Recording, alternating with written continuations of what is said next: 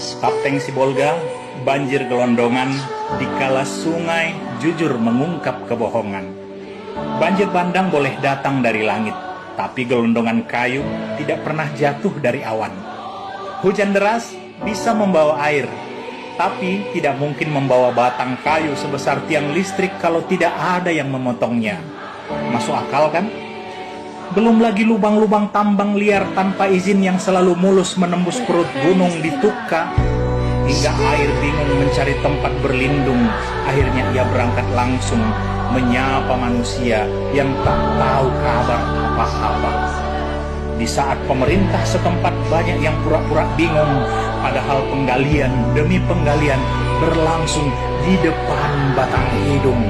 Hutan lindung pun memberi kabar kalau ia sedang berkabung dan memberi air langit yang turun untuk dikirim langsung, hingga si Haporas pun tak mampu membendung.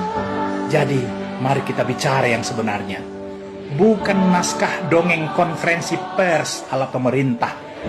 Lalu apa yang terjadi di hulu sungai si Haporas hingga gelondongan hanyut?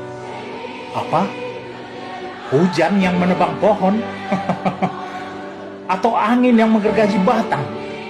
Di hulu hutan Abolon Tukka ada batu besar-besar hanyut didorong oleh kayu gelondongan. Siapa yang tebang?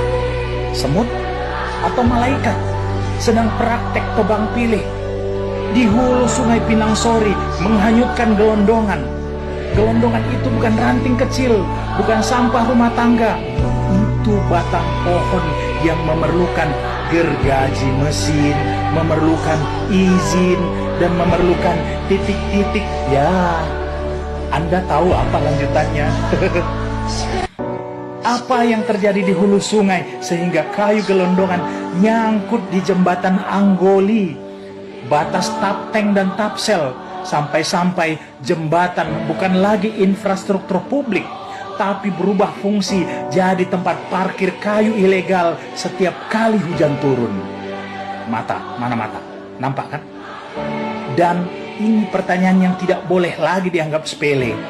Ada apa ini Pak Bobi Nasution, Gubernur Sumatera Utara?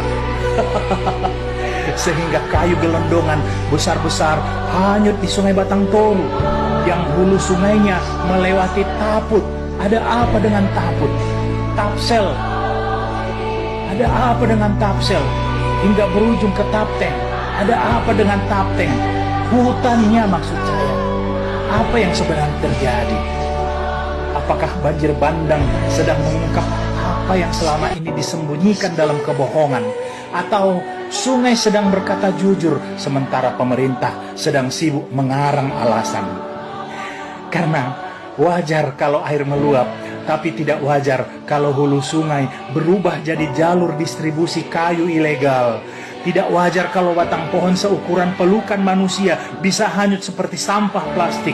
Tidak wajar kalau bencana justru membuka buku besar perusakan hutan yang selama ini ditutupi rapi lagi-lagi dengan kebohongan. Lucu ya, setiap kali banjir pemerintah menyalahkan cuaca ekstrim. Tapi kayu gelondongan yang hanyut ini mau disalahkan ke siapa? Ke hujan? Ke badai? Ke Tuhan? Tuhan pula mau kalian salahkan. Ini bukan bencana alam. Ini bocornya skandal kebijakan. Ini kegagalan pengawasan. Ini rapot merah penegakan hukum. Atau ini kebrengsekan pemerintah. Karena hulu yang gundul bukan terjadi dalam waktu semalam. Sungai yang penuh gelondongan bukan terjadi tiba-tiba.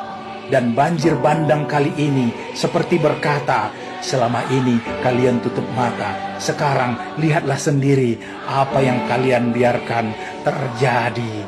Sibolga Tapteng tidak hanya kebanjiran air, tapi kebanjiran bukti pemerintah yang abai. Dan jika gelondongan sebesar itu bisa hanyut, maka sejujurnya yang hanyut bukan cuma pohon, tapi wibawa pemerintah. Sampai sini kalian paham? Mengartinya muna, lihat tuh si muna dulu. Oh, di sana, Horas.